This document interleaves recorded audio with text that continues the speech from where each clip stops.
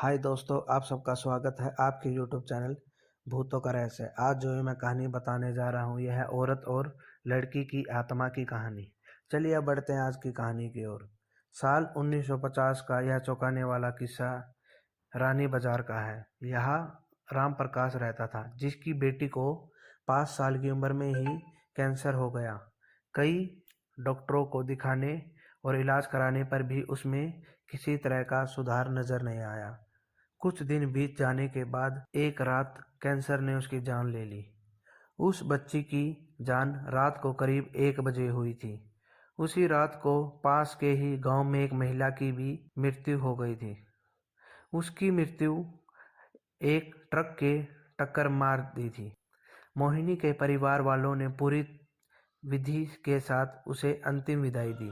अब बच्ची के परिवार वाले भी उसे दफनाने के लिए जंगल की तरफ निकले। जंगल जाते समय अचानक से उस लड़की के शरीर में हलचल हुई।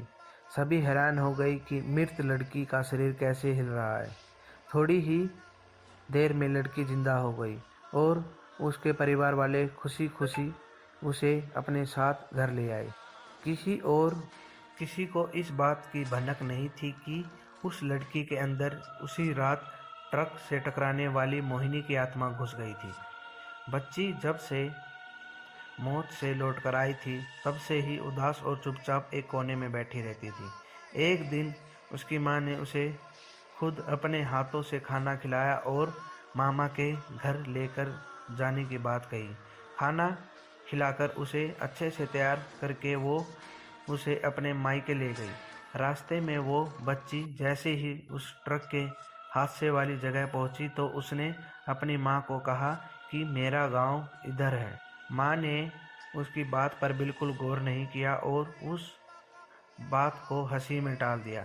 कुछ ही देर में वो अपनी बेटी के मामा यानी अपने भाई के पास घर पहुंच गई। 1-2 दिन बाद मामा जी के घर के आसपास ही बच्ची के अंदर घुसी मोहिनी को अपनी पड़ोसन सिमरन दिखी। उसने जोर से उसे नाम से पुकारा। सिमरन ने पलटकर देखा तो एक छोटी सी बच्ची थी। उसे बड़ी हैरानी हुई कि इस लड़की को मेरा नाम कैसे पता। तभी मोहिनी ने अपने साथ बीती सारी बातें उसे बता दी। उसने कहा कि मेरे परिवार वालों ने मेरी मौत से पहले ही मुझे जिंदा जला दिया था, इसीलिए मेरी आत्मा भटक रही है। उसी दिन उस लड़की की भी मृत्यु हो गई थी तो मैं इसके शरीर में घुस गई। सिमरन ने यह बात अपने गांव जाकर सबको बता दी। पूरे गांव वाले और उसके रिश्तेदार मोहिनी से मिलने के लिए उसी बच्ची के मामा के घर पहुंच गए। उस लड़की के अंदर रह रही मोहिनी की आत्मा ने सबको एक एक करके पहचान लिया।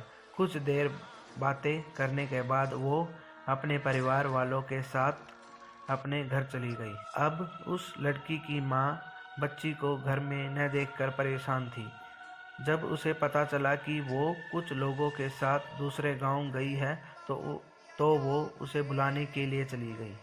अपने परिवार के साथ खुश मोहिनी ने वापस आने से मना कर दिया। पास के ही लोगों ने उसे समझाया कि तुम्हें दोनों परिवार के साथ रहना चाहिए, इससे सभी को खुशी मिलेगी। तुम किसी एक परिवार को दुखी नहीं कर सकती हो। इस बात को सुनने के बाद लड़की के शरीर में रह रही मोहिनी अपनी माँ के साथ वापस आने के लिए राजी हो गई। अब वो दोनों परिवार के साथ खुशी खुशी रहने लगी। कहानी से सीख: जल्दबाजी में किया गया कार्य अधूरा रह जाता है, इसीलिए कोई भी कार्य करने से पहले अच्छे से देखकर परख लेना चाहिए। और ऐसी ही कहानी को सुनने के लिए हमारे चैनल को सब्सक्राइब करें। Thank you.